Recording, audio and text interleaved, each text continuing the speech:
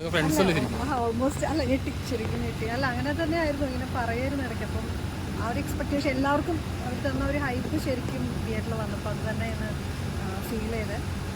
So happy for you. കാരണം അങ്ങനത്തെ ഒരു ഈ പറഞ്ഞ പോലെ ഇനി ഇതുപോലത്തെ കുറേ സിനിമകൾ മലയാളം ഇൻഡസ്ട്രിയിൽ വരുമ്പോൾ അതിനുള്ളൊരു കോൺഫിഡൻസ് ആണ് മാറുന്നത്. സോ ഇത്തരത്തിലുള്ള സിനിമകൾ ചെയ്യണമെന്ന് താല്പര്യമുണ്ടോ? അയ്യോ ഇല്ല.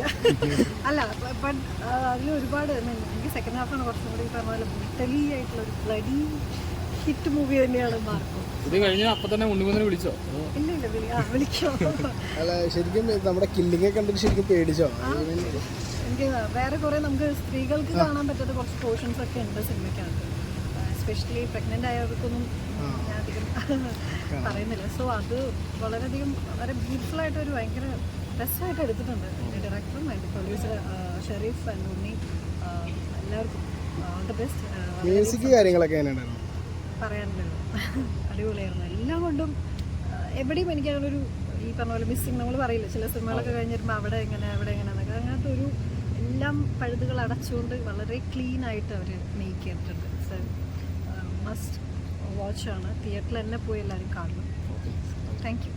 നമ്മൾ സ്റ്റിച്ച് ചെയ്യുന്നില്ല, കാരണം ഒരു ഫാമിലി ഓഡിയൻസ് കൂടുതൽ ഇഷ്ടപ്പെടുന്നത്. പക്ഷെ ഒരു എന്താ പറയുക, ഒരു രക്ഷയിൽ എന്ന് പറഞ്ഞാൽ ഒരു രക്ഷയില്ല. പിന്നെ ആ ഡയറക്ടർ ബ്രില്യൻ്റ് എന്ന് പറഞ്ഞാൽ ബ്രില്യൻ്റ് സാധനം. നമ്മൾ ഇതുവരെ ഇംഗ്ലീഷ് സിനിമയെ മാത്രമേ കണ്ടുള്ളൂ ഇങ്ങനത്തെ, പക്ഷേ മലയാള സിനിമയിൽ ആദ്യമായിട്ട് ഇങ്ങനെ ഒരു ഇത് കാണുന്നത്, വയലൻസ് കാണുന്നത്. ഒരു രക്ഷയിൽ എന്ന് പറഞ്ഞാൽ ഒരു രക്ഷയില്ല, എത്ര പ്രതീക്ഷയില്ല.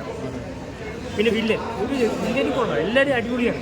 പിന്നെ ഉണ്ണിച്ചാൻ്റെ ഒരു മാസ് എൻ്റർടൈൻമെൻറ്റ്, ഒരു തിരിച്ചുവരവാണ്. തിയേറ്ററിൽ ഭയങ്കര ഓളമായിരുന്നു. ഭയങ്കര ഓളമായിരുന്നു. ഉണ്ണിമൂന്നിന്റെ